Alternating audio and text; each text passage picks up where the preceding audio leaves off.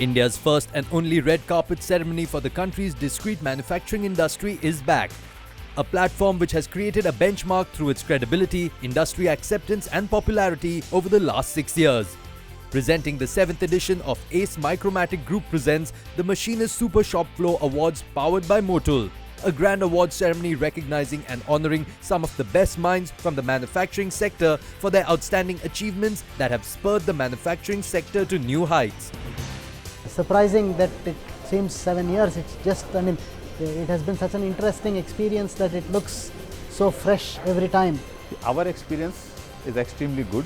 This is as good as Oscar in manufacturing industry, one of the unique awards. It is not only related to the shop floor now, be it be supply chain, be it be innovation, be it be green manufacturing, all of that aspects of the manufacturing which is getting covered here.